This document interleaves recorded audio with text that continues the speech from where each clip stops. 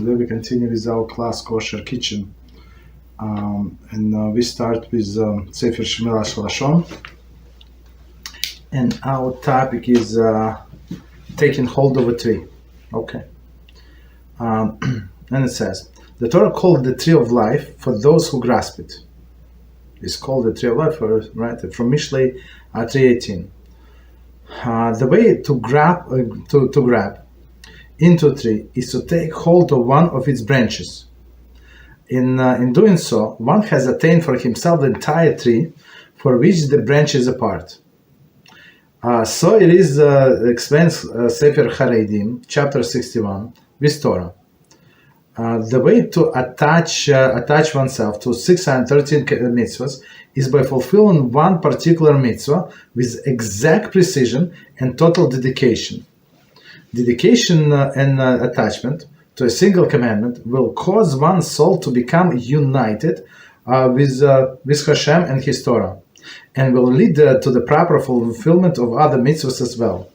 Thus we do find that Rav Nachman said, "I will be rewarded in this world, in the world to come, for having zealously fulfilled the mitzvah to eat 3 meals on Shabbos." Rav Sheshi said, "I will be rewarded for having zealously fulfilled the mitzvah of tefillin." It's from Shabbos 118b. The Talmud goes on to cite similar statements of other sages and offer illustration of how meticulously each sage fulfilled the mitzvah of which he spoke. Sefer Haredim also cites Talmud Yerushalmi, which said that the fulfillment of a given mitzvah with total dedication and precision is a catalyst for earning the great reward in a world to come. Thus, the above can be added to all the great benefits of Shmiras Haloshon, of which we have already spoken. One who will dedicate himself to the meticulous observance of these laws in their fine details and in all situations and under all conditions will thereby take hold of the branch of the tree.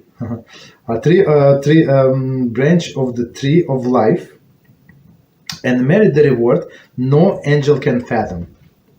Okay, so beautifully said. So let's do it again, and we're going to explain Beezrat HaShem. And it says taking hold of the tree of life, and this part actually it's when we take out the Torah. And when we return Torah, right? That's what we say. The Torah is tree of life for those who grasp it. It's tree of life. But if a person does not connect himself or herself with the Torah, there is nothing. It's like a dead tree. But if you, right? I mean, it's like you're not connected. It is a tree of life, but there is a separation between you and the tree of life, right? So we must grasp it. The way to grab onto the tree is to take hold of one of the branches, right? The tree is huge, the tree is big, but when you hold one of the great branches tight, it's like you connect it to the whole tree, which is amazing idea, right? So you don't have to try to hug the trunk, right? Even you hold on to one branches. In doing so, one is attached himself to entire tree, which the branches apart, meaning which is an amazing idea. So it is explained Sefer Haredim with Torah. The way that one attach himself to 613 mitzvah, by fulfilling one particular mitzvah with the exact precision and total dedication. And we actually had a clip about it. So a person should choose for himself one mitzvah that would be like his favorite mitzvah. Like try to do it with all of the details and learn as much. So in order to be attached to this mitzvah as with everything else, you have to learn about it. And I think example that we gave about Birchas Hamotzi, right, the blessing on the bread. And when it says that you have to hold the bread, for example on Shabbos, right, with all of the 10 fingers, and it says why 10 fingers? What's the problem? Right, if I hold with 8 fingers, for example, right, 2 fingers are sticking out, right, then I would say 10 fingers because 10 melachas were put into this in the production of the bread. So, and of course, we release the Melacha. It's like tiny bit, how much you can learn about any mitzvah. So that's absolutely proper for a person to have favorite mitzvah, right? So, and fulfilling one particular mitzvah with exacting precision and total dedication, right? So you can be a Hasid in one mitzvah, right? Of course, we do everything else, but something like your personal connection, okay? Dedication and attachment to a single commandment will cause one's soul to become united with HaShem and His Torah, and will lead to the proper fulfillment of the other mitzvahs as well. Okay, so it's not very important. It's not inexpensive other mitzvah, but it's embellishing on a one. You do with all others should not suffer. So we do exactly as we did before, but one a little better. Not that one instead of the other. Okay, it's very important because that's what I see people do. They choose themselves mitzvah and cancel all others. Choose with them something that's not even rabbinical and cancel biblical. Fortunately. Thus we find that Rav Nachman said, I will be rewarded in the world to come for having zealously fulfilled the mitzvah to eat 3 mitzvah on Shabbos. So out of all of the people, Rav Nachman, the whole Rav Nachman from a Talmud, he said he's going to reward not for his not for his fulfillment of the whole Torah, but only to eat to eat three meals on Shabbos. And technically, if you think about any simple person, simpleton, right, can do that. It's not so hard. Of course, maybe we have to learn up what to eat, what not to eat, how much to eat, at what time to eat. So to fulfill this mitzvah in the best manner possible. But there is still still halachas to eat to learn about 3 meals of Shabbos, for example, right? And try to fulfill it in the best way, as Rav Nachman. It's only one example. Rav Sheshet said, I will be rewarded for having zealously fulfilled the mitzvah of tefillin, right? Tefillin, maybe the best tefillin, and he would wear, in exactly precise place, and he would check himself 17 times, right, if it's in the right place, so not to divert attention. Okay. The Talmud goes on to cite similar statement of other sages and offer illustration of how meticulously the sage fulfilled the mitzvah he spoke. Right, Sefer Haredim also cites Talmud Yerushalmi that said the fulfillment of a given mitzvah with total dedication and precision is a catalyst for earning the greater world in the world to come. So even for one mitzvah, of course, again, we don't skip anything, right? So, but attachment to that, to this one particular mitzvah should, Beezrat HaShem, bring the person closer to fulfill all other mitzvahs. Thus, the above can be added to all great benefits of Shmiras Haloshon, right? So, as we said, it's one of the very, very important mitzvahs, of which we have already spoken, right? So, try to learn everything. That's what we do. Learn about Shmiras Haloshon. One who will dedicate himself to the meticulous observance of these laws in all their fine details, in all situations, and under all conditions, right? And thereby take hold of the branch of the tree of life and merit a reward that no angel can fathom, right? That's from Vilna Gaon. So he said, just to remind us, he said, a person who keeps quiet, right, and not saying Lashon hara, right, not saying Lashon hara, he merits the life in the world to come, brighter than any angel can fathom. It's a good promise. Very good. All right. So we stop here. So let me quickly see if we have any questions. 1 second.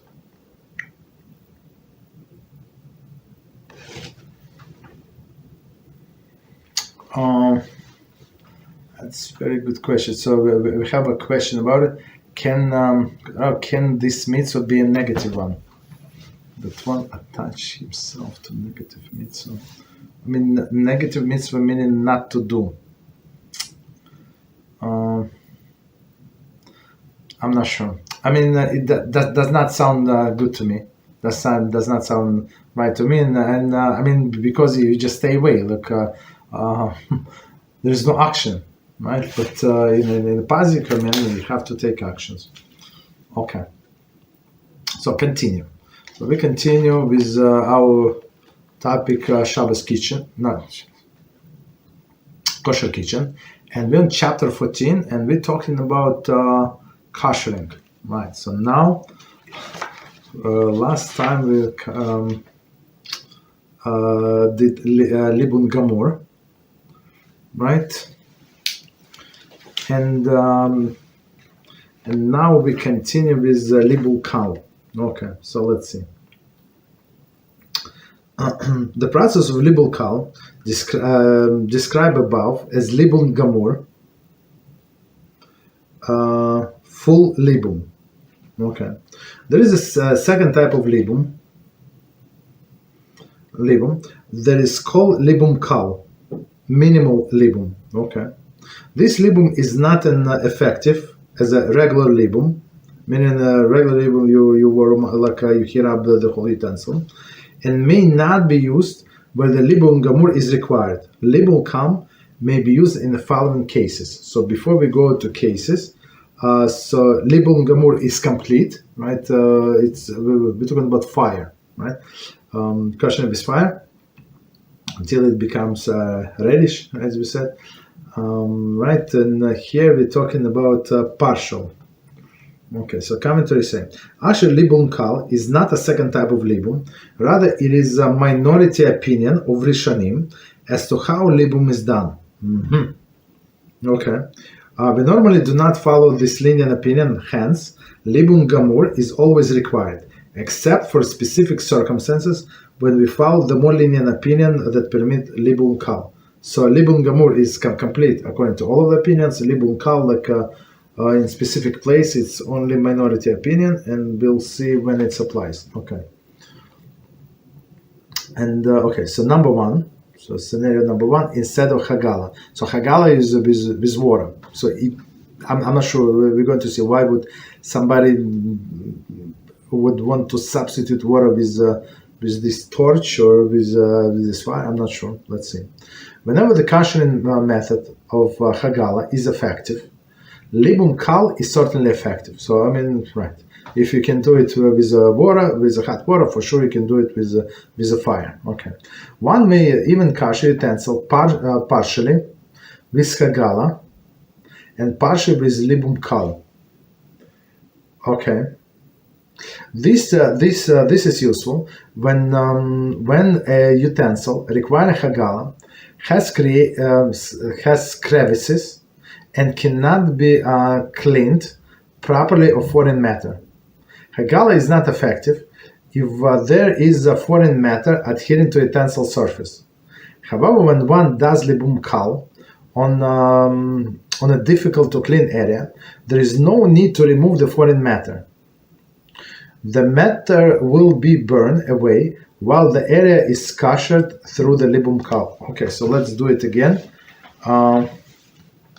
And we're going to try to explain. Okay, so place of Libun Kal. Whenever Kashering's method of Hagalah is effective, meaning when this utensil was used with a hot water for cooking, or hot oil, whatever is it, Libun Kal is certainly effective. So if this minimal, if it's more lenient, is it effective? So more strict, for sure effective. One may use a Kashering. One may even kosher utensil partially with Hagalah, partially with Libun Kal. Okay. So meaning, as we said, crevices. I'm not sure. Maybe they go give us examples. What are these crevices? But for sure we know and we learn. Did we learn? 1 second.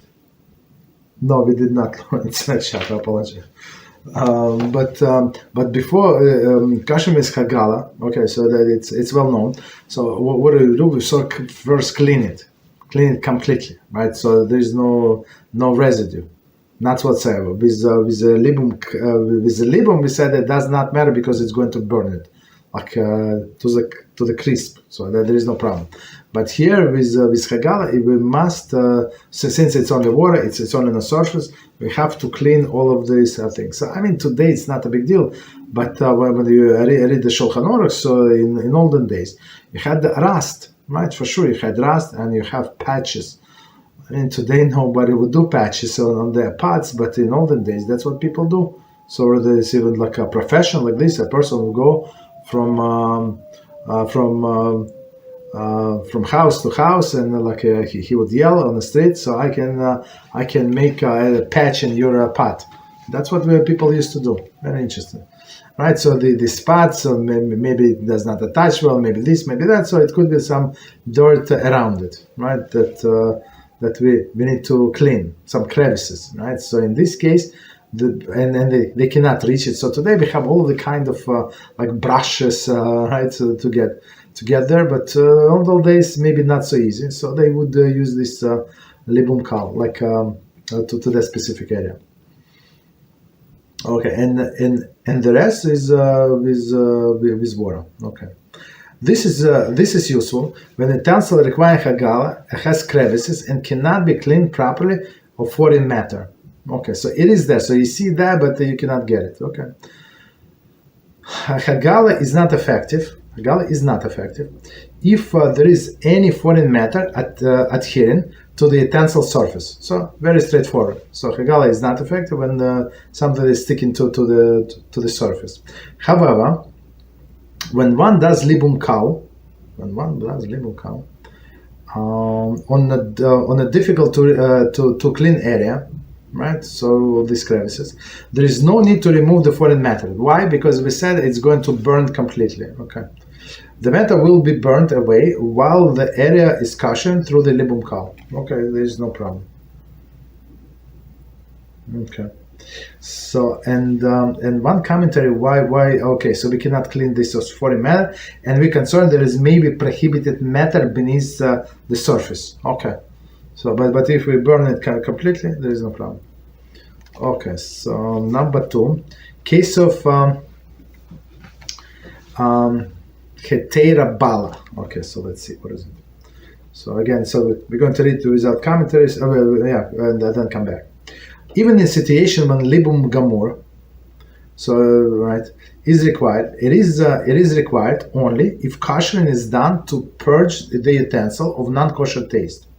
If utensil is being koshered to purge of the permitted taste, it may be kosher through Hagalah or Libun Kal, even though it was used with the fire. For example, if a pot of fork was used to turn over the hot meat on a grill, okay, it may be kosher through Hagalah or Libun Kal.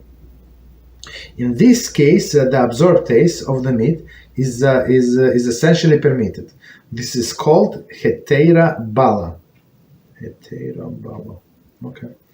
A permitted taste was absorbed. Okay, that's the translation. The prohibition of basar v'chalav is created only when meat and dairy taste combine. Meat alone and dairy alone are permitted. Purging the meat taste from a pot of fork is purging a permitted taste.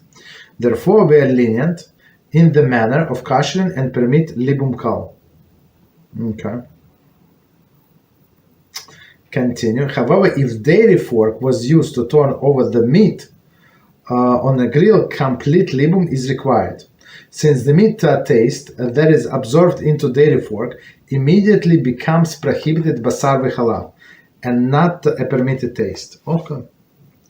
So second scenario, let's read again, and we're going to explain. Okay. So again, the case of Bala.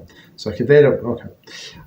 Even in a situation when Libun Gamur is required, right? Meaning it was used with the heat, right? Not with the water, with the heat. Libun Gamur meaning complete. It is required only if Kashering is done to purge the utensil of non-kosher taste. So only when we purge from non-kosher taste or forbidden taste, right? Forbidden taste. What is forbidden taste? Is milk and meat, right? Basar v'chalav. It's also forbidden taste. or non-kosher taste. Right? Non-kosher is non-kosher. If utensil is being koshered to purge a permitted taste, very interesting, it may be kosher with Hagalah of Libun Kal. So technically, like as example that he is going to give, we had a parrot fork, right? And the person used this parrot fork to turn over the meat on a grill. I mean, technically, like if you designate this fork for a meat, there is no problem whatsoever. It did not become not kosher, right? It's still kosher, right? But they want to use this fork for they want to use this fork for a parrot food. Okay, all right. So that's why, right? Since it has a permitted taste, so you can choose how to kosher Hagalah or Libun Kal. I mean, Hagalah is, as we said many times, it's much more safer and quicker and easier, right? I mean, safer is I would say it's the number one. Okay. And even though it was used with a fire. Okay, continue. Right, so we continue. In this case, the absorbed taste of the meat, meaning this fork, is essentially permitted. It's called hetera bala. Permitted taste was absorbed. Right? It's not like cross taste, meaning meat and milk is not forbidden taste. Okay, no problem. The prohibition of basar v'chalaf is created only when meat and dairy tastes combine, meaning something in a fork, like as we said. Dairy fork was used to turn over the meat, right? Okay. But meat alone is permitted, and dairy it's alone is permitted. Purging the meat taste from a parrot fork is purging permitted taste. Therefore, we are lenient in the manner of kashering and permit Libun Kal. Okay. So I mean in Libun Kal this like in partial kashering. Okay. However, if dairy fork is used to turn over the meat on a grill, so complete libum is required, because the taste, as soon as you touch the hot meat, right? So the taste from meat absorbed into the fork and creates the prohibited taste basar v'chalav. We spent the whole chapter. Like I'm not sure how many classes we spent, but a lot of classes on basar v'chalav, right? Because it's one of the biggest issues in the kitchen. Okay. Continue. So scenario number 3, when libum is merely a humra. Okay. So let's see. Whenever the requirement for libum is merely a humra, so humra is a stringency, right? Libun Kal suffices. For example, there is a difference of the opinion whether libum is required when kosher in frying pan or on Pesach. We follow the stricter opinion and require libum, but we are lenient. We follow the stricter opinion that require libum, but we are lenient. I'm not sure we follow this. Okay, and follow Libun Kal. Okay, right. So require libum, but a Libun Kal. So let's see. So let's see again. The number 3 is the last one. Libum is merely humra. When I guess when we're talking about this frying pan on Pesach that was used without oil, right, or just a little oil. So meaning that they're trying to say that all of the bad tastes were burnt out. Okay. Not bad taste, but all the tastes were from the food was burned out. Okay. So right. So some people say you don't even maybe you don't even need to kosher it. I'm not sure. It's too lenient. I think always kosher. But again, we have a lenient opinion. So in this case, yeah, you have to do libum. Right, with fire. But on the other hand, since there is some opinion that say maybe you're not obligated to kosher, so they say you can do with Libun Kal. So partial. So let's see the commentary. This refers to the frying pan that is used with a moderate amount of oil. Right? A frying pan that is used with a minute amount of oil, such as oil spray required, libum gamur. Right. So it's very, very important clarification. So if it was oil more than needed for food not to get stuck to the bottom of the frying pan, right? A little more, so there is no problem. So you can do this libun kal. But if it was like with minimum oil, they just smear oil on a surface or a spray oil. So in this case, they would need libun gamur, meaning complete. Okay.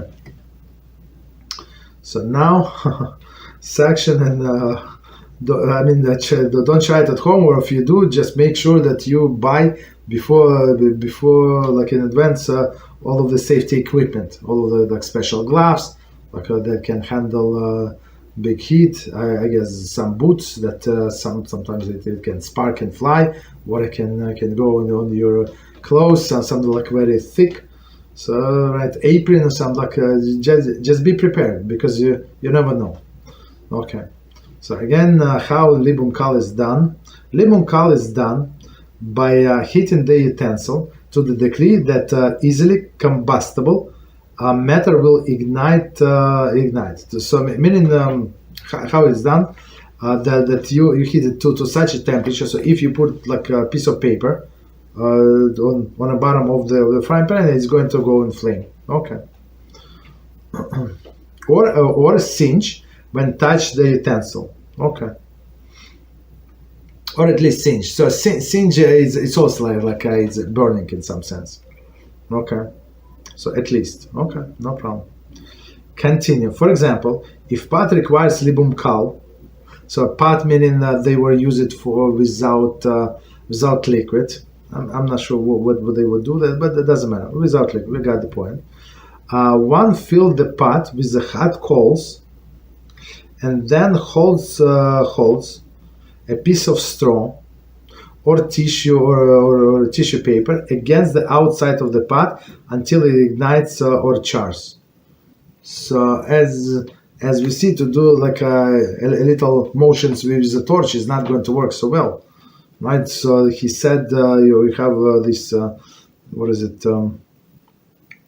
This pot, put hot coals until it's so hot, until if you touch the outside wall with a piece of paper, it's going to go to singe, right? It means it's very hot, very, very hot. Another one, alternative. So you put it inside. Alternative one can surround the pot with the hot coals, so opposite, right, and hold the straw or tissue against the inside surface. If the tissue or straw ignites or chars, the pot is considered kosher. So meaning it's very, very hot, very, very hot. Or another, I'm not sure why he's not saying.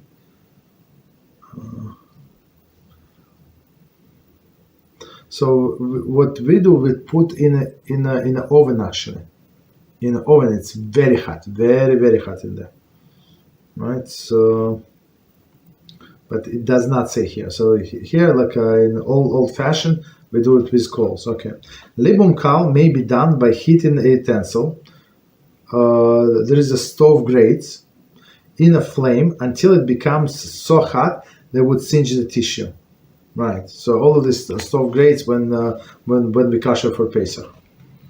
Again, so heat intense. So we heat it to the temperature. If you touch them with some the like tissue, is going to go in flame. Okay, or singe at least. Next one, opposed to libun gamur, libun kal does not incinerate the prohibited taste. It merely purges it from the utensil. Thus, one may not kosher ben yama utensil with a libun kal. Just 1 second. I apologize. I'm not sure why I missed the commentary. Okay. All right. So let's. I guess. I apologize. Let's go from the beginning and see the commentaries from the beginning. Libun Kal is done by heating the utensil to the degree that easily combustible matter will ignite a singe or singe even when touch a utensil. Right. So as we said, from inside or outside. Commentary. This opinion of Grass. Or Hashulchan at 451:16 follows Rema. Okay, skip. Who maintains that it is sufficient if the pot heated on the outside or inside to the degree that that opposite side is too hot to touch. Too hot to touch. However, Grass maintained that the custom to do as noted in the text above. I'm not sure. It's a very lenient opinion. So we said if it's going to singe the piece of paper, it's like it's very hot, but hot to touch. I'm not sure. It's like the difference in 100 degrees or something, maybe more. Right. Okay. So we go by strict opinion, the regular one, no exception, and okay, continue. For example, if pot is required Libun Kal, one fills the pot with the coals and then hold a piece of straw or tissue paper against the outside. So coals inside, tissue outside, and of the pot, and until it ignites or chars. Right. So it ignites from the heat. It commentates. The determination of whether the pot has heated sufficiently is always done on a side opposite the coal. So I mean, next to the coals, you understand it's it's fire from the coals, but opposite the coals, it's only shows you that there is a hot temperature there. There is the coals. If the coals inside, one touches from outside wall. If the coals outside, you touch inside wall. Okay, it's okay. We got that. Okay. Alternatively, okay. So I'm going to quickly read so we have continuation. Alternatively, one can surround the pot with hot coals and hold the straw or tissue against the inside surface. Okay. If the tissue or straw ignites or chars at least, the pot is considered kosher. Libun Kal may be done by heating a utensil. Libun Kal, heating utensil, for example, stove grates, in a flame until they become so hot that they would singe a tissue. Right, so you turn off, or you do it in a stove itself. Okay, continue. As opposed to Libun Gamur again the complete one. Libun Kal does not incinerate the prohibited taste. Right. It merely purges its from utensil. Does not incinerate. Incinerate meaning like when it goes like hot flame into that crevice, right? Completely burns it. But here it's only purges it from utensil. Okay. Thus one may not kasher ben yamo utensil with Libun Kal. Libun Kal. So meaning Binyanim, meaning this utensil is less than 24 hours. For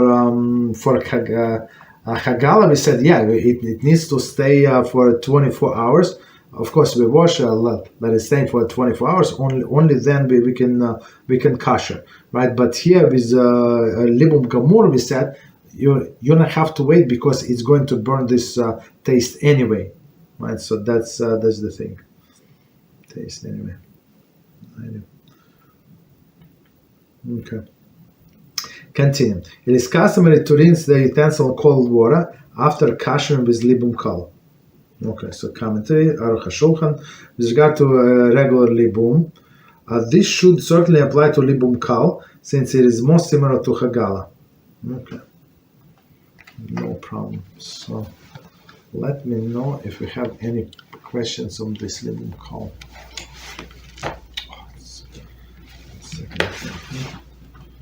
So we finish and we go into Hagalah. Okay, no question, no problem. So let's go.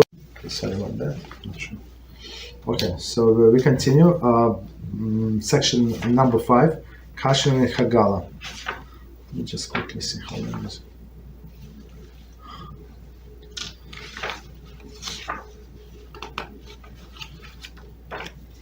Okay, at least we start.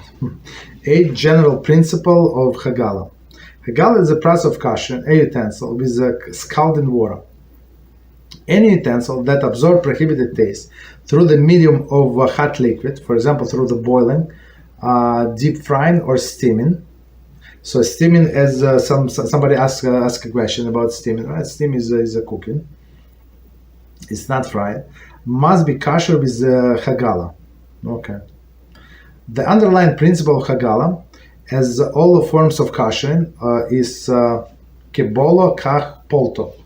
The manner in which the taste was absorbed is the very same manner in which it is purged. If the taste was absorbed through the hot liquid, it may be purged through the immersion utensil into hot water. The water is absorbed through the pores. Of the utensil, the very same pores through which the prohibited taste was absorbed, and removes the non-kosher taste. Simply put, Hagalah is the method by which we wash out pores of the utensils. Okay, so let's do this introduction again, and we're going to explain. So now we have to build the base for I just looked a little further, a very long section. Okay, many points. Again, Hagalah is a process of Kashering and using utensils scalding water. So meaning we have to get a bigger pot, or as we'll see, you can actually kasher like a parts, like one part, and then you can like turn over. Okay, if you have like handles, and then you do second part. I mean, right? If you don't have a big part to begin with, pot. It does not have to be specific pot for koshering, but preferable, but not necessarily. Okay. Any utensil that absorbs prohibited taste through the medium of hot liquid, for example, through the boiling, deep frying, and steaming, right? So again, deep frying is considered to be cooking. Steaming also considered to be cooking.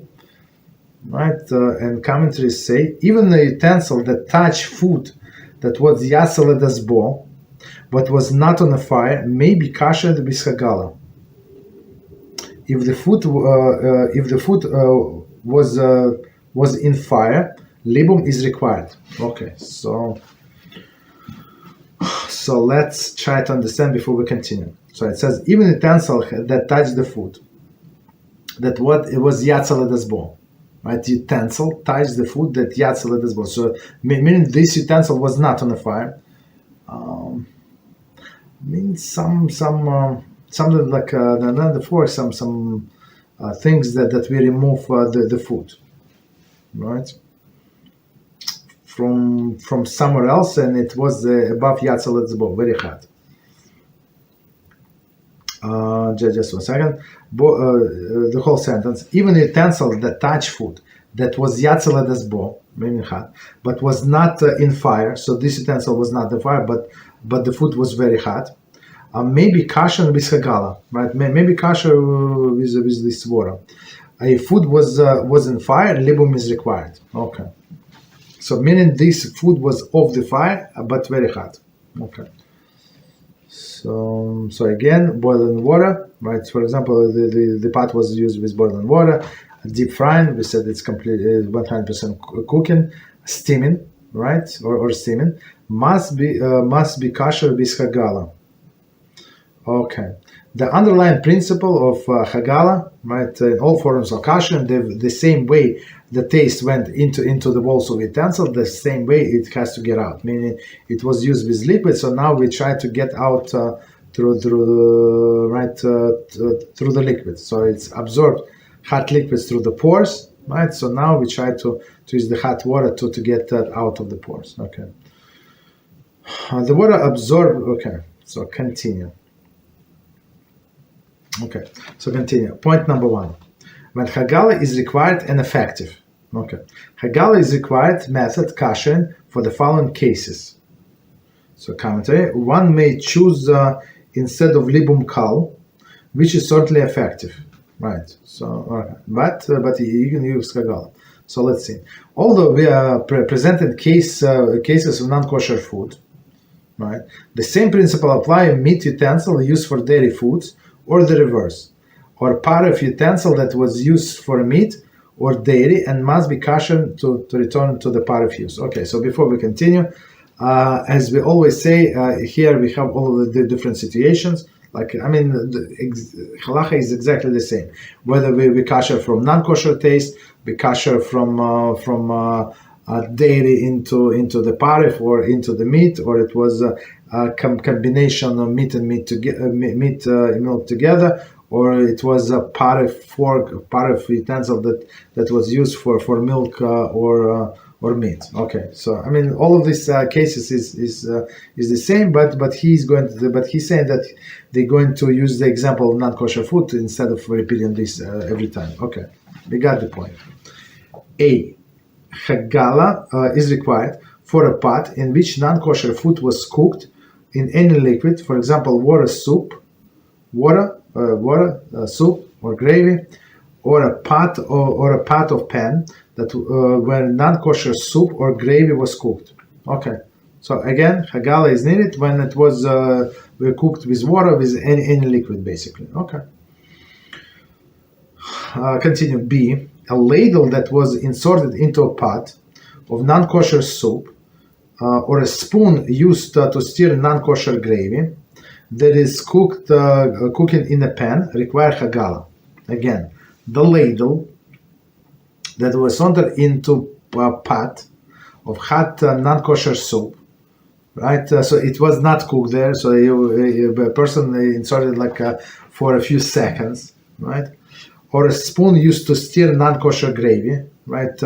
Or that is cooked in a pan require Hagalah. So even though it's not like these utensils, it's understandable. But even when you did something to the spoon to stir it, or ladle to get the food, right? To get the food out, right? Because it was because we touched the Haloshon, for sure, inside of Haloshon, and it was very hot. Okay, that's the explanation. I understand. Next one, a bowl into which the non-kosher soup was poured from hot pot is required Hagalah. So now, we're talking about I think without ladles, as we learned in where did we learn it? Shabbos kitchen, I think, right? Learn, so some poskim say the ladle may be a secondary utensil, right? Kli sheni, and the bowl is kli shlishi. So maybe we can go lenient, right? But if we said if a ladle was submerged long enough in a bowl, in a pot, so it's like a kli rishon, right? So when we pour from kli rishon, whether directly from the pot or from this ladle that was submerged for some time there, so into the bowl, and a soup bowl. So this soup bowl requires Hagalah. Okay. So as we understand, as we've learned before, not all of them you can kosher. Okay, but it was very hot liquid for sure. Next one, D. So it was C, D. Dairy silverware found in a metered dishwasher, or the reverse, may require Hagalah. Rav should be consulted. Right. So again, dairy silverware found in the meat dishwasher. So I mean, here they indicate again when we spoke about dishwashers. So they indicate that it's proper to have two dishwashers. Okay. So now dairy spoon in a meat dishwasher. So you have to do Hagalah. Rav should be consulted. I'm not sure what Rav going to say, that it was very hot there. It was hot water in dishwasher, but not that hot, the way I understand. Okay. So continue. Rav should be consulted. E. A utensil that came into direct contact with prohibited food. Right? There it comes from prohibited food. that it was yetzer bo, yetzer bo, but it was not directly on fire, right? Fire. It is Kosher with Hagalah. So again, utensil came into direct contact with prohibited food. That was yetzer bo, that it was hot, right? So yetzer bo when the hand recoils, but was not in directly on fire, right? So meaning the plate, right? It can be koshered through Hagalah. So in this case, it says libum is not required. Okay. Next one, glass utensil that require a milui v'erui may be koshered with Hagalah instead. So milui v'erui, we said when this glass utensil was used only for cold liquids, and you pour water, let's say for 24 hours, you spill it again, so three times, and it become kosher. So, but technically, if you won't do it through Hagalah, there is no problem. Okay. So I'm not sure what somebody would want to do it. Maybe it's faster. I get that's my guess. Maybe it's faster. They would try to save time for whatever reason.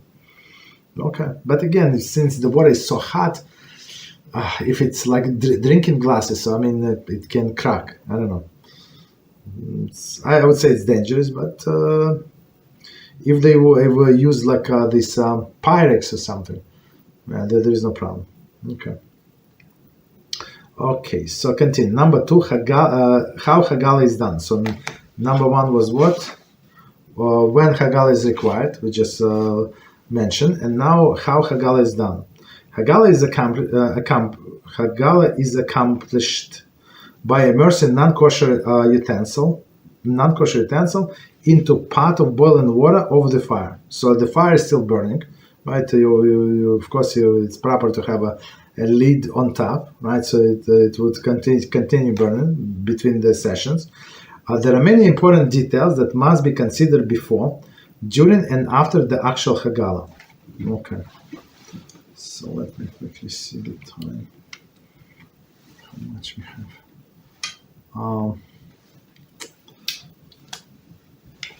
So let's maybe do one more point on this topic. Okay. So next point, the preparation for Hagalah. Okay. Since Hagalah only purges the taste absorbed into the walls of the utensil and does not remove the food matter adhering to it, right? The utensil must be cleansed of the foreign matter before it is used to be kosher with Hagalah. Okay, so it must be completely clean, as we said, proper, wait 24 hours. Right, and then clean and wait 24 hours. 98. Commentary. If the foreign matter is prohibited food residue, the Hagalah is certainly invalid. Right. So if it's prohibited food, since the prohibited taste is absorbed into utensils. So meaning, you did Hagalah, but behind this this food, it was a forbidden matter that did not come out. That's the issue. Even the residue that is not ben yamo remains potent, right? So even this residue was more than 24 hours, it still can make it still make this utensil not kosher. So and the rule ben yamo applies to absorb taste only, right? So the rule of ben yamo is only like after it is clean, so it's not on the food part, or not on the residue. This rule of ben yamo is only when the utensil completely clean. So that's the thing. Okay, so 98. Continue. Even if the matter of being of a begin nature, even if the matter of begin nature, such as rust, bending nature, such as rust, must be removed, since there is no prohibited matter beneath it. Okay. A utensil undergoing libum or libun kal need not to be cleansed before using libun since the libum incinerates any foreign matter. Okay. So before we continue, let's see this sentence and try to understand and see the commentaries.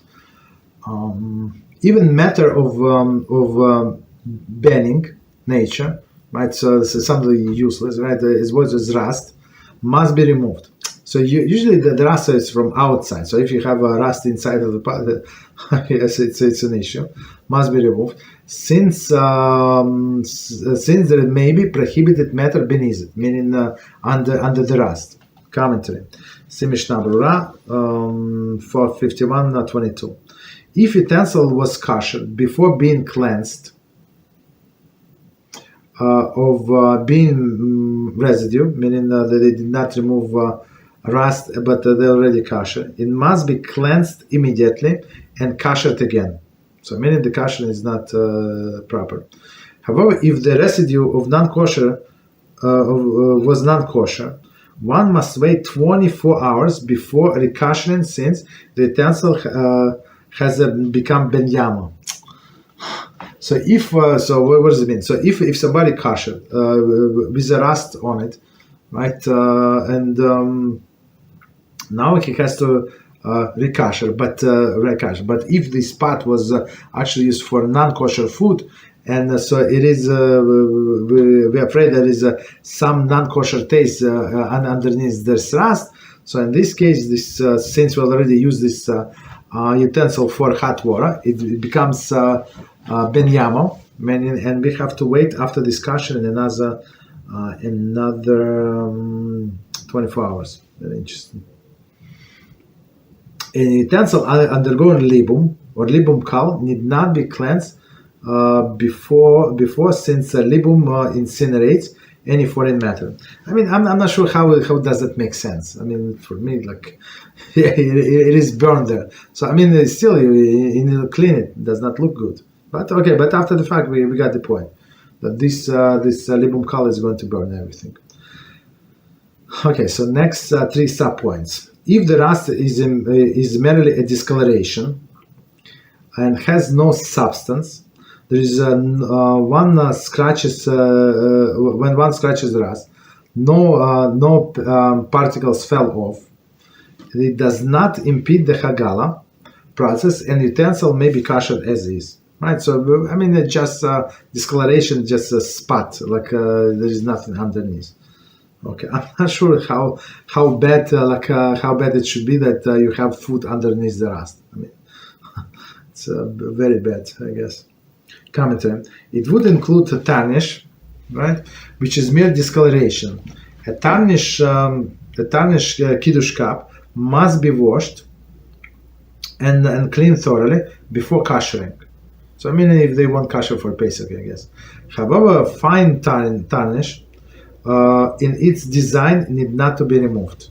Right. So I mean, that's what they do. They do like a little black. So black with silver, it looks amazing. Right. So these things you don't have to remove. Okay, that's good.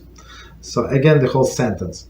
If the rust is merely discoloration and has no substance, there is when one scratches the rust, no particle peels off. Right. It just rust itself. It does not impede Hagalah. Right, so you don't have to sand it down or something. Process, and utensil may be koshered as is. Okay, that's good. So point number 2: a narrow-necked container that cannot be cleansed of the foreign matter lodged inside it cannot be koshered with Hagalah. Okay, so I mean. Right. I mean, and if we know that it was used for non-kosher matter, of course. 103 commentary.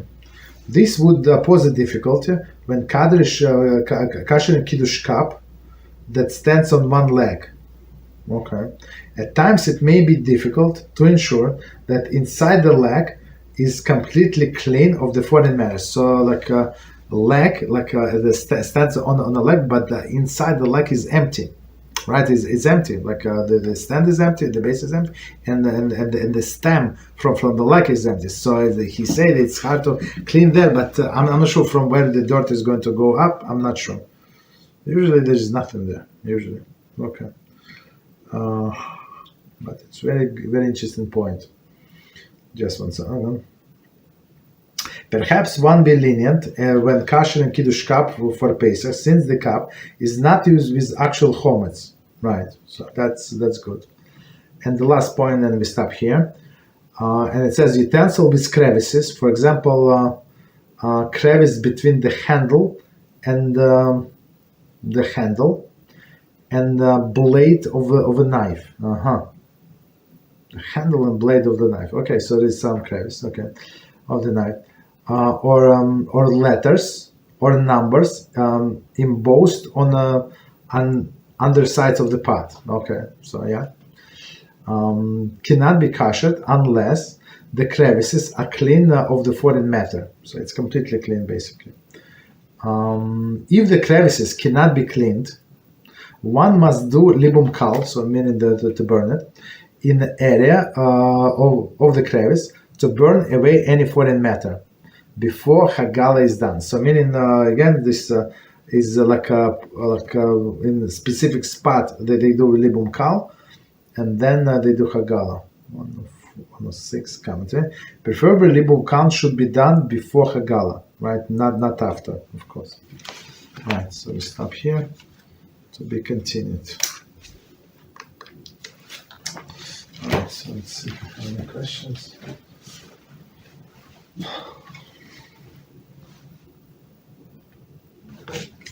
So let's see.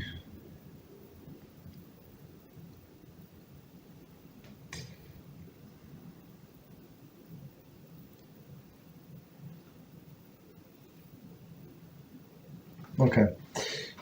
So first question: will Libun Kal be enough to ruin Teflon cover pot? Right. Cover pot, as with Libun Gamur. I think so. It's still very hot, very, very hot. Okay, but I mean, we can test. Next one, I believe the utensil that need Hagalah needs to be thoroughly cleansed beforehand and must be non-ben yama. If I'm not wrong, does it actually apply to case of Libun Kal as well? No, that's what we said, right? For Hagalah, it says that it removes only taste from the walls that got stuck in the walls, which is good, right? But Libun Kal just incinerates, like kills all of the taste. It kills all of the residue, everything. I mean, it's still preferable not to. As I said before, in the case of self-cleansing of your stuff, yeah, you can. Technically, they say you don't need to do anything; just press the button. Yeah, you will press the button, but it's going to smell so bad in your house from this residue. That's not a good idea. So it's proper to wash it. I mean, it's not necessary, but for you, it smells very bad. It's not like because of if you do it once a year for a Pesach, from all of the residue that got absorbed in the year period, right? So it's proper to wash, but not necessary. Okay, but in Libun Kal, yeah, you don't have to wash. I mean, you don't have to remove all the things. But how is it going to look? Like a Lerner, you're going to peel these burnt things. I don't know. I mean, there is a benefit, but I don't know why do you need that. Okay. So next question. Does deep baking pan that was mainly used to cook liquidish recipes, liquid dish. For example, Spanish flan. I have no idea what Spanish flan. Satay and the like. Still need Libun Gamur instead of Hagalah. So again, there's a deep baking pan that was mainly used to cook liquidish recipes. So Spanish flan, satay. Souffle, I'm sorry, souffle. Souffle, the way I understand souffle is a baking. It's without liquid. The way I understand, I mean if I understand souffle correctly. So it is without liquid. Yeah, there's maybe liquid from the vegetables, but that's it, right? So it's more like a frying pan, right? Still Libun Gamur instead of Hagalah. Yes, I think if it's like that, yes, it's Libun Gamur. So liquid dish is we need to describe what is liquid dish is. Okay, because it's not clear. So okay, so as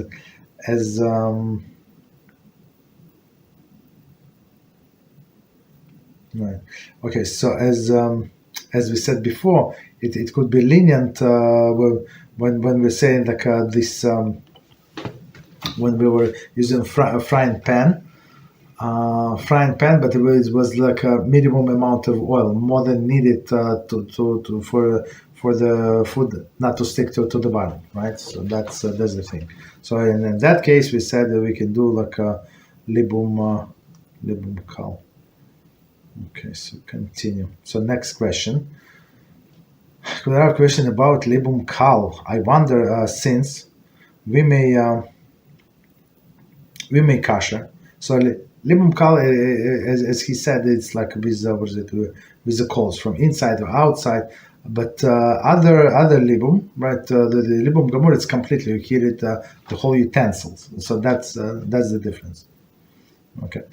About Libun Kal. I wonder since we may not kosher ben yama utensil with Libun Kal, I think they said we can. Commentary number 90. Okay, we're going to double check. Thank you. Libun Kal cannot kosher ben yama utensil. We're going to check. Why it is allowed to kosher unclean stage? Commentary 100, which seems to contain more non-kosher residue of taste. Okay, let me quickly check.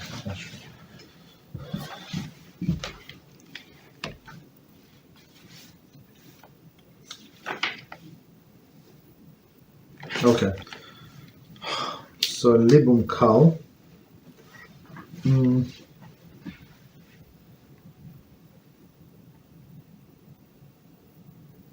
No, it says very, very clearly, yes. So the Libun Kal, you cannot do it on ben yama utensil,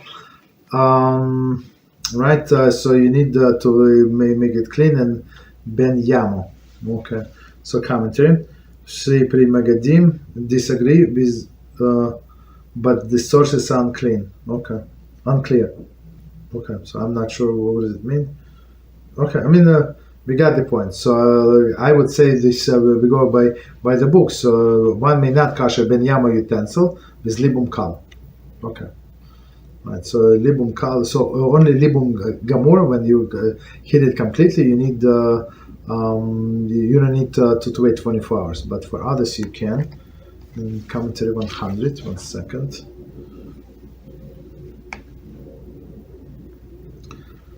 Okay. And. So let me just go see what the comment 100. A utensil undergoing libum or libum kal need not to be cleaned beforehand, since a libum incinerates any foreign matter. So that's very good point. That it looks like contradiction. Here we say 24 hours, and here we say clean. So what is the contradiction? Thus, one may not kosher ben yama utensil. I mean, just ben yama utensil, so not ben yama utensil, but here they say about clean, and he's in ben yama. Those are two separate things, right? So it could be unclean, I guess, ben yama, but unclean, right? That's what they say here. Okay, so it's not there is no contradiction. Ben yama is ben yama, unclean is unclean. Okay, so a utensil can be. Like not used for 24 hours, but it is still dirty, like somebody did not wash. Okay, so let's see. Rabbi question. Regarding Libun Kal, is it considered Libun Kal to put a pan on the top of electric cooktop until the pan gets hot to touch or singes the paper? I think so, yes, we can do that. Right, but it's, as we said, it's very, very hot. Yes. Okay, so I think we answered all the questions. So let's do 5 minutes break, and we go back. We do another topic. 5 minutes. So it continues the laws of Yichud. And in chapter 3, and we were talking about this super shomrim, right? And next situation, Yichud with a shomer routinely rises at a very early hour, right? So that's the case. And last time we discussed the case when some poskim said that early morning hours, it's not like late at night, because people have a more sensitive sleep and maybe they're going to get up, right? Even if he's asleep, he's still a shomer. So even though in the case of regular shomer you need actually two, but maybe one is enough and stuff like that. Okay. So now we go into a different case, and we said Yichud when a shomer routinely rises at very early hours, right? If shomer is known to routinely rises at daybreak, for example, over daven vasikin, or has an early morning job for which he must rise early, Yichud can be permitted at that hour in present circumstances, even if he is still asleep. Okay, right? Meaning that we know that his nature, his schedule, that he's going to get up soon. Okay. However, for example, there is a male boarder, should lock the door to his room before he retires that evening. Okay, so I mean this boarder family, and there is this shomer. Okay, so point number 2: sleep disorders, staying in a well-lit house late at night, napping by day, etc. Okay, so now all of the situation in one section. So let's see. If shomers suffer from a sleep disorder, there is a basis to argue that one who is known to suffer from medical condition that prevents him from sleeping normally at night, for example, chronic insomnia, can be valid shomer late at night. Meaning, I'm not sure, maybe they sleep during the day, I'm not sure, these people, right? So, but there is such a problem, of course, exists. Right, so this person for sure could be a good shomer at night, well, late at night, because we can rely on him. However, in practice, one may not rely on this reason to permit Yichud.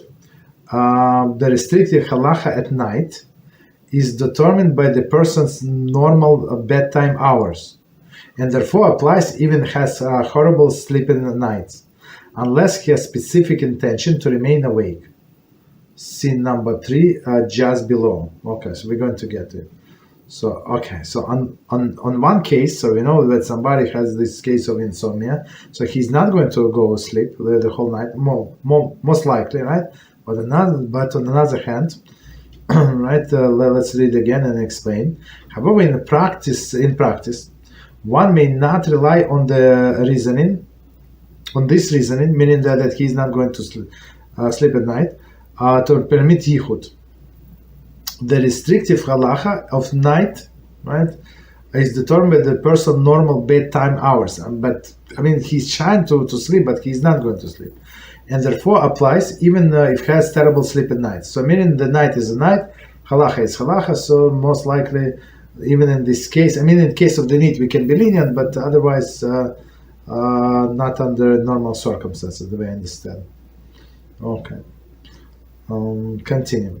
It similarly follows that elderly person is not valid shomer at night, right? So elderly people sometimes cannot fall asleep during the bedtime hours, his bedtime hours, even if it is known that he sleeps only lightly and has frequent awakening through the night, as is common with elderly, right? You need to go to the bathroom, need to drink, need to this and that. Okay, no problem. So even in this case, there is an elderly person who is a light sleeper. Still, it's because it's his bedtime hours, so that's the definition of night. So that's why we cannot permit. Okay, next point. In a bright lights, if the bright lights illuminated the rooms late at night. Okay. Unless he's doing so with a specific intention to remain awake, Merely leaving lights on in a room or a house does not permit Yichud with the shomer, since his bedtime hours has passed. Right. So just because it's a light, so that does not mean anything. Right. This is a bedtime. This is because the determining factor of defining night is a bedtime hours and likelihood the shomer might fall asleep. Right. So again, the night is not allowed. Was it night when this specific shomer usually goes to sleep, and just because there is light, people sleep. Right. During the full sun blasting, so there is no problem, right? As well, a well-lit room overnight is therefore not sufficient assurance that the shomer who is retired for the evening will necessarily remain awake past the hours which is usually he retires. So just because there is a light in the room does not mean that he's not going to fall asleep. Like, it's obvious. Okay, continue. Shomer whose bedtime hours is by day, there is works night shifts, right? Very interesting. One whose bedtime hours are normally during the daytime is in a case of the one who works night shift cannot be valid shomer while asleep because these are his natural sleeping hours, right? As such, it can be assumed that he will fall asleep as deeply during the day as ordinary person would during the night. So for him, night and day has actually changed.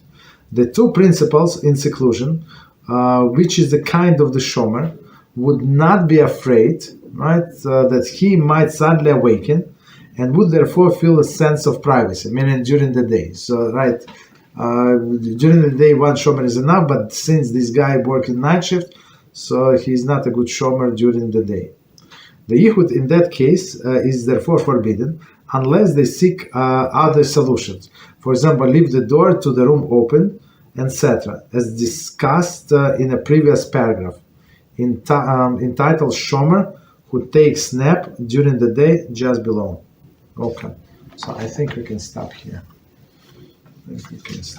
So let's see. So let's see what do we have with questions. The questions that were asked before class. If a guy loves kids and planning Beezrat HaShem to have as many as possible, is it okay that he's looking forward to spend lots of time with them? Would it be better to spend some quality time with them and let the wife spend the longest with them? And he should rather spend more time in shul and studying Torah. Okay, so let's do it again. And it says if a guy loves kids, okay, I'm planning the Beezrat HaShem to have as many as possible. Okay, that's good. Is it okay that looking forward to spend lots of time with them? I mean, it's like speculation. We'll see if he has to provide for the family, bigger family. So maybe, I mean, right? We're trying to spend as much time as possible, right? Would it be better to spend some quality time with them and some quality time with them and let the wife spend the longest time with them? Okay, and he should rather spend more time in shul. I mean, we have to balance. In shul, usually people don't spend a lot of time. You just go pray in and out. That's it. Unless there is special events, some class or something.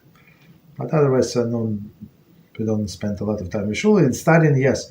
So we try to study as much as possible. But of course, we remember the wife is a human being and she needs a rest too, right? Just because she loves them.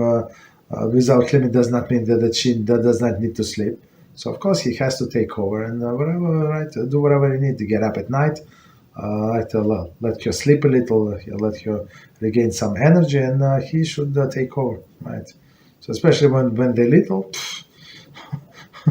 it's enough. It's not only playing but taking care of them, right? It takes a lot of time and energy. Baruch Hashem.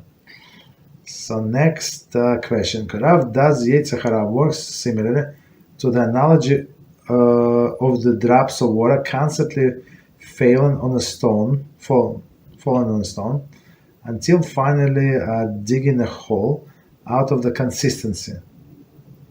Can it be? Can it, for example, make a guy get used to constantly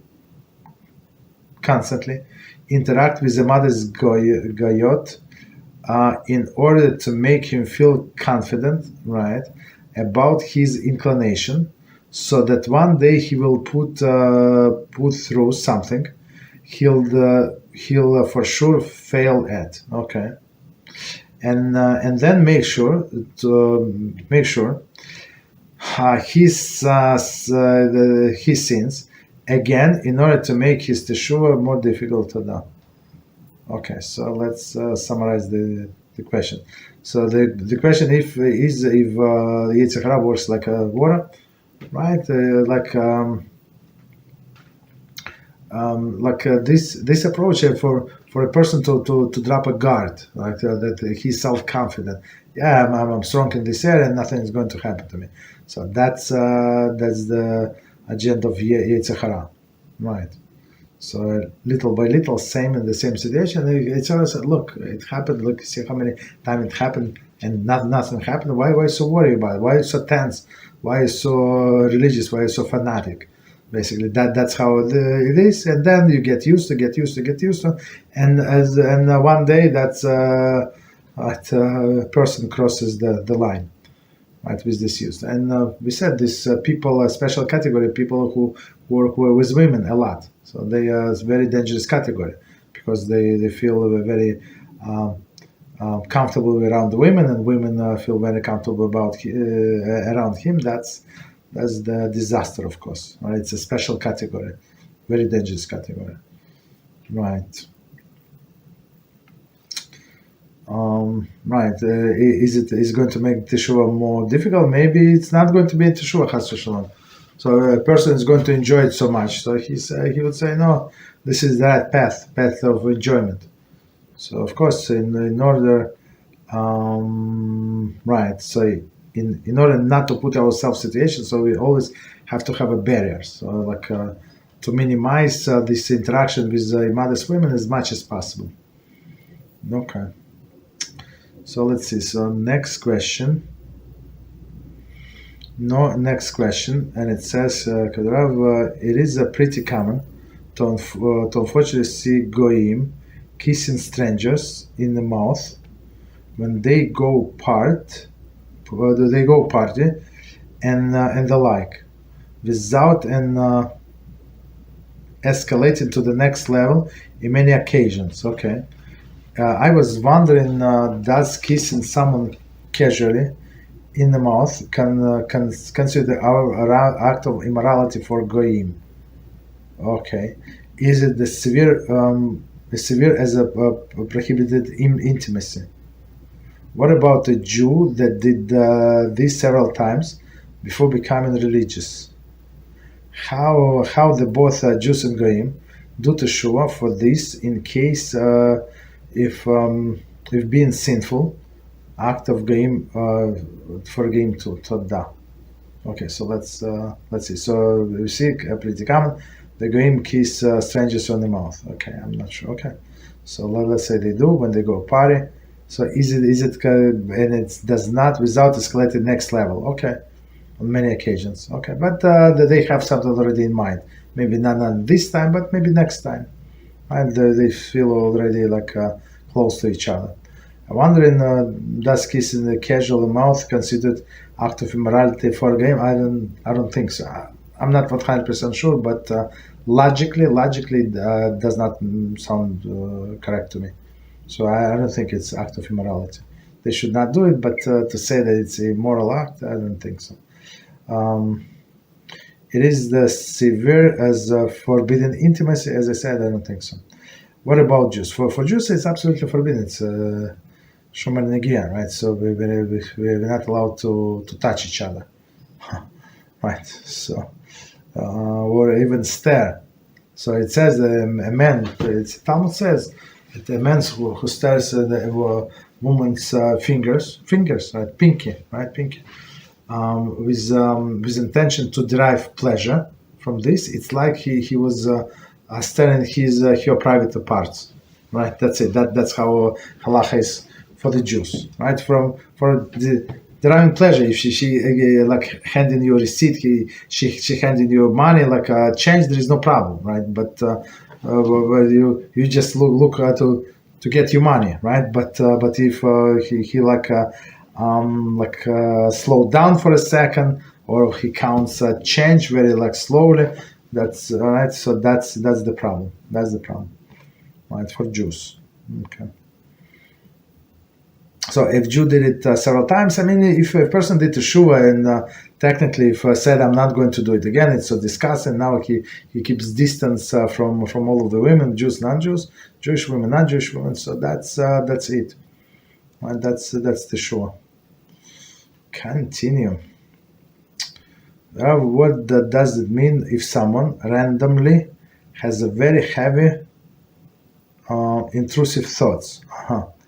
Like those of death, especially if one wakes up in the middle of the night and has this. Is these demons?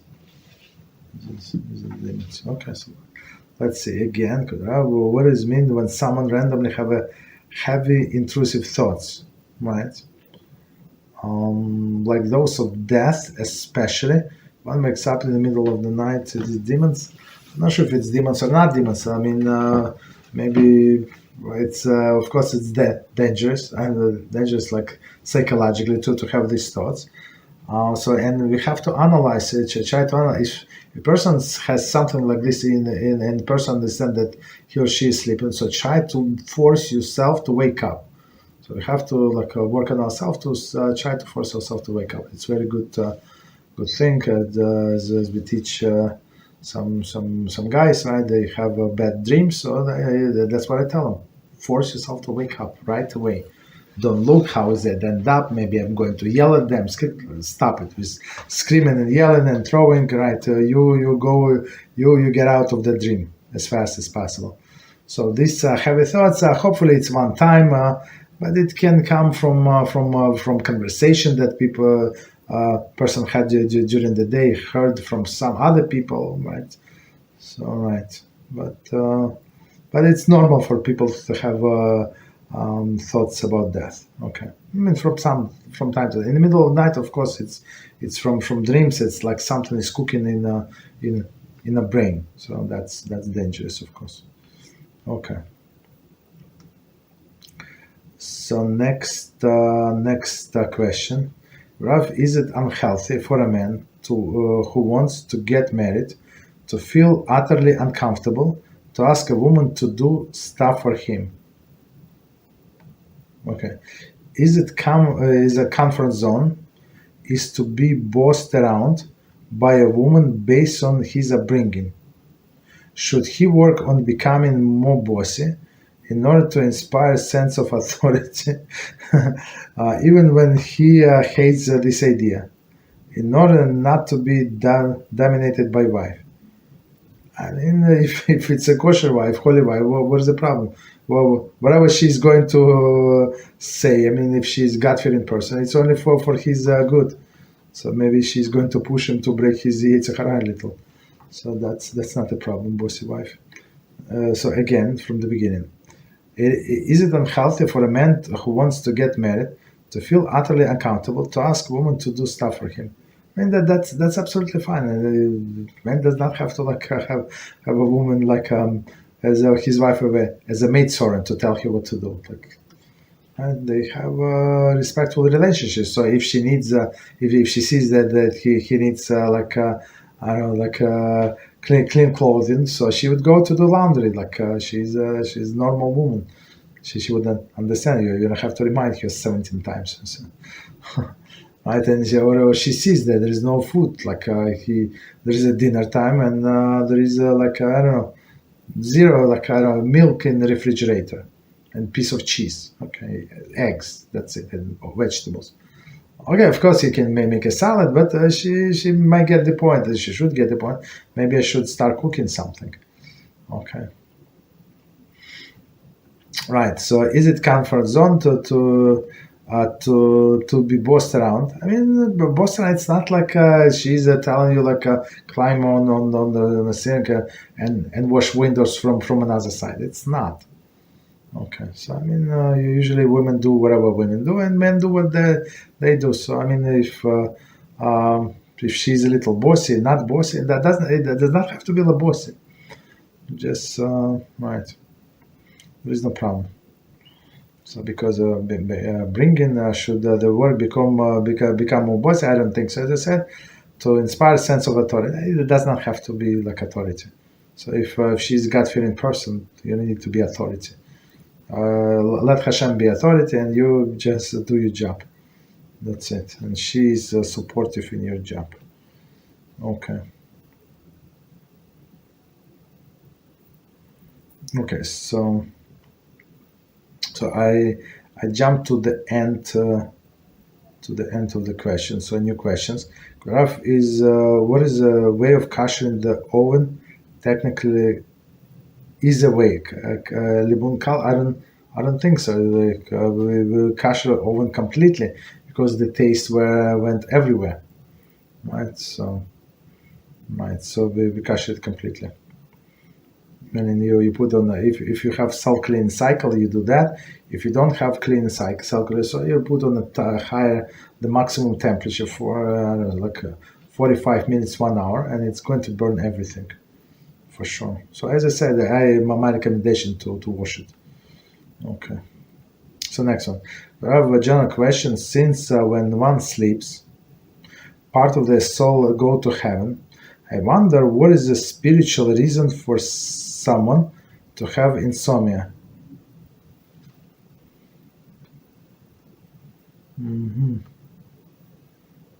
Very interesting. Again, since when one sleeps, part of the soul goes to heaven. Correct. Wonder what is the spiritual reason for someone having insomnia. I'm not sure. That's a good question. But it's for sure it's a spiritual reason, but not sure why soul is not going to go there. I'm not sure. So continue. Next question. How much a husband's tikkun is tied to the wife's tikkun? For example, one of the spouses is addicted to a certain sin, and the other spouse suffers because of it. It's a very good question. Even though the other spouse does not have the certain sin, they all still suffering. How does it work? Okay. So again, how much a husband's tikkun tied to the wife's tikkun? So basically, it's a very good question because even if she does not have this issue, but she's going to suffer. So like if it's the neighbor down the block has it, she does not suffer. But this is a person who is in her house, right? That's for sure she suffers, for sure. Is it her tikkun?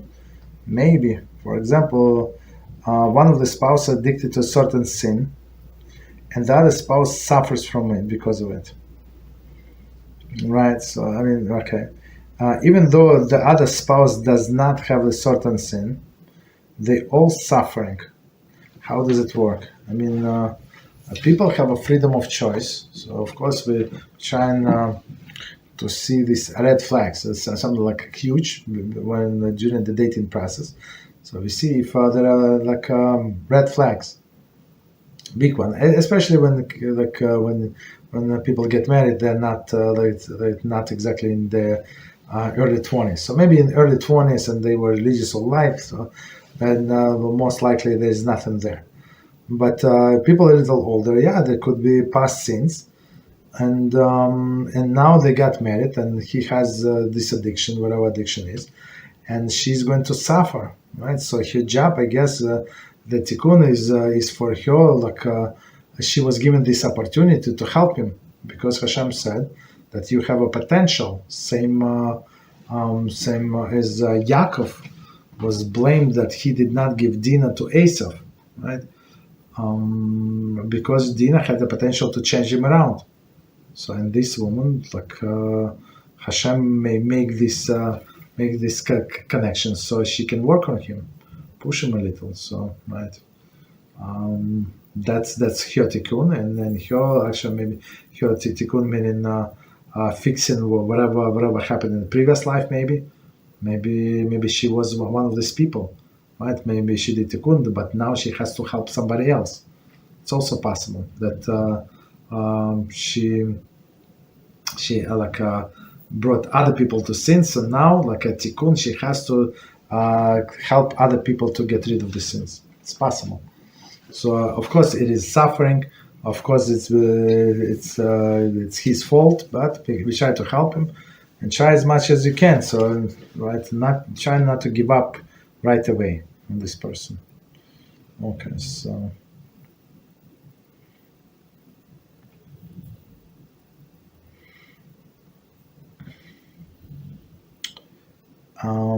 So next, okay.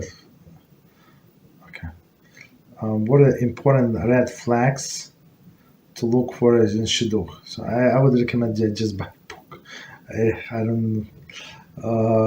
There's a books many books are written about shidduchim. So the big one is some addictions, that the people cannot get rid of. Right? Some people is attracted to watching TV.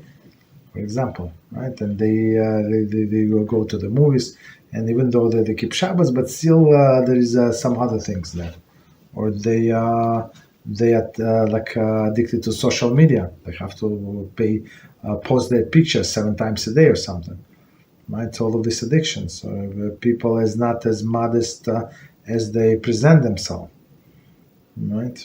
Not as religious. So he pretends himself religious, but he behaves otherwise. Okay, and speaks otherwise. So, right? Was it the Jewish ideology? We have to check. Right. So, okay. So next one. Could I have if a woman has a masculine soul, or a man has a feminine soul, could this be tikkun that may be fixed through the conversion? I think so. That's a very good question. I think so, yes.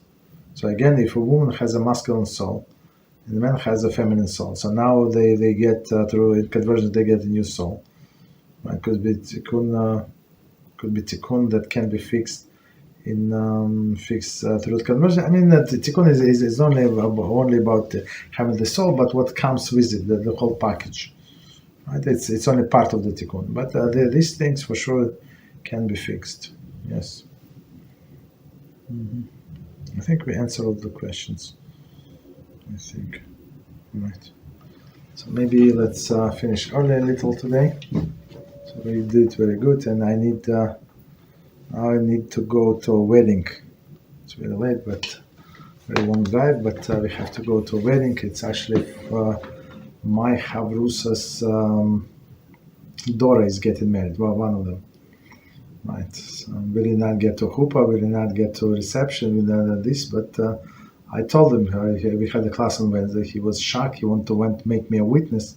So I said, thank you very much, but I apologize. And like I said, I have classes, so I cannot. Maybe before that, before these hours, I have a different class. So he said he understands, and right, but now we have to go. So thank you very much for learning with us. Baruch HaShem, we don't cancel classes, even for close people. I mean, he has a minion, he's a very popular person. He has, I don't know how many hundreds of people. Baruch HaShem, very nice kids, God-fearing children, God-fearing family. And we should continue learning next week, Beezrat HaShem. I think we're going to switch to 8 p.m. I'm not sure for how long, maybe until the time change. Maybe, but we'll see. Beezrat HaShem, I'll let you know. For now, it's 8 p.m. next week. Thank you very much. Good Shabbos, and until next time. Thank you.